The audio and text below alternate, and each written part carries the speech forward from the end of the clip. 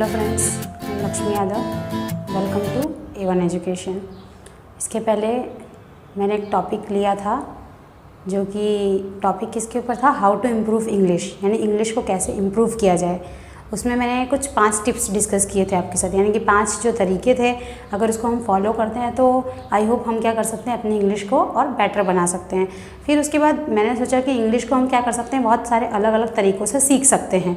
तो वैसे ही मेरे मन मतलब एक मेथड है, जो कि कोई मेथड बोला जाए तो नहीं है, पर अगर इसको फॉलो करें तो शायद ये मेथड हमारे साथ अप्लाई हो सकता है। जिस मेथड का नाम जो मैंने लिया है वो मेथड है टैबलेट मेथड। कौन सा मेथड है? Tablet method. अब टैबलेट मेथड आप सोच रहे होंगे कि ये कौन सा नया मेथड है, तो ये कोई नया मेथड नहीं है। जो एक्चुअली क्या है, टैबलेट जो है, जैसे कि हम लोग अपने डेली लाइफ में टैबलेट्स यूज़ करते हैं, यानी कि जो डॉक्टर्स हमें क्या देते हैं, टैबलेट देते हैं, और उसको जो गोली देते हैं और उसको खाने के लिए हमें क्या बताते हैं, समय बताते हैं। यानी कि आप इसको सुबह खा लीजिए, शाम को खा लीजिए, दोपहर को खा लीजिए। तो उसको क्या करते हैं हम लोग, उस टाइम टेबल को फॉलो करते हैं। तो वैसे क्यों ना, मैंने सोचा कि क्यों ना वही तरीका, वही वे, वही हम क्या कर सकते हैं, अपनी स्टडी के साथ भी अप्लाई कर सकते हैं। तो यहाँ पे आज मैंने टैबलेट मेथड लिया है। तो टैबलेट मेथड लेने का बस मेरा एक ही मकसद है।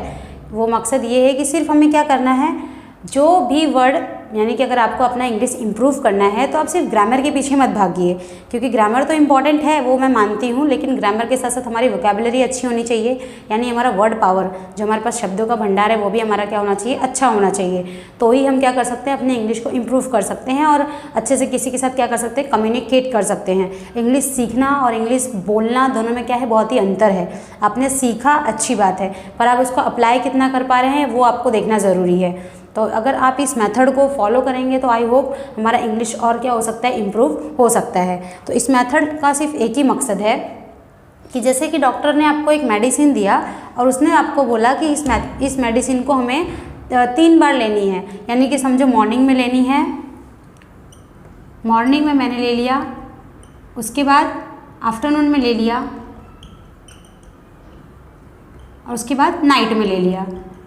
3 बार समझो कि मैंने उस मेडिसिन को क्या किया, यूज़ किया। यानी कि जो डॉक्टर ने मुझे मेडिसिन दिया था, इस मेडिसिन को मैंने क्या किया, 3 टाइम यूज़ किया। पहला तो जो था मॉर्निंग था, उसके बाद क्या किया, आफ्टरनून में किया, उसके बाद क्या किया, नाइट में यूज़ किया।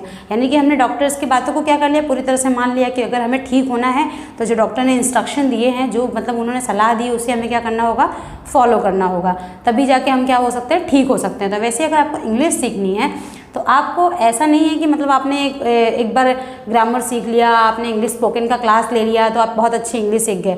अच्छी बात है, आप सीख गए, चलो अच्छा है। अब आप सीखने के बाद ये देखो कि आप अप्लाई कितना कर पाते हो, आप उसको अप्लाई कर भी पा रहे हो या नहीं अपने डेली लाइफ के साथ। क्योंकि जब तक आप इंग्लिश सीखने के बाद उसको बोलते नहीं हो, तब तक आपके मन का जो डर है वो कभी ख़त्म नहीं हो सकता। तो उस डर को ख़त्म करने के लिए हमें क्या करना होगा, इंग्लिश में बातें करनी होगी और कोशिश करना होगा कि अपना मतलब, मैं ये नहीं कहती कि आप डायरेक्टली हम हाई लेवल पे चले जाएं, लेकिन हाँ, जो हमारा डेली लाइफ का छोटा मोटा काम होता है उसको, जैसे आपसे किसी ने टाइम पूछा तो आपको बताने आना चाहिए। उसके बाद ग्रीटिंग्स जैसे आपको विशेष होनी चाहिए, जैसे सुबह है तो गुड मॉर्निंग, दोपहर है तो आफ्टरनून, शाम है तो इवनिंग, रात है तो गुड नाइट। ये सब आपको क्या है, ग्रीटिंग्स पता होनी चाहिए। मतलब सिंपल चीज़ें आपको क्या होनी चाहिए, पता होनी चाहिए। बट उसके बाद सिंपल चीज़ों से धीरे धीरे क्या होगा, हम लोग आगे एक दिन ज़रूर बढ़ जाएंगे।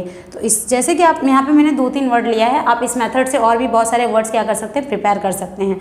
जैसे कि यहाँ पर पहला वर्ड है सिमेट्री। सिमेट्री को इंग्लिश में कहते हैं कब्रिस्तान। क्या कहते हैं, कब्रिस्तान। अब उसके बाद सेंचुरी यानी सदी, चैज़्म यानी खाई, सेरेमनी मतलब समारोह। अब उसके बाद समझो कि आज मैंने ये 4 वर्ड पढ़ा, सिर्फ 4 वर्ड। अगर आप चाहे तो 1 वर्ड भी पढ़ सकते हैं। अगर आपने एक दिन में 1 वर्ड पढ़ा, आप 1 महीने में 30 वर्ड पढ़ेंगे और 1 साल में 365 वर्ड्स पढ़ सकते हैं।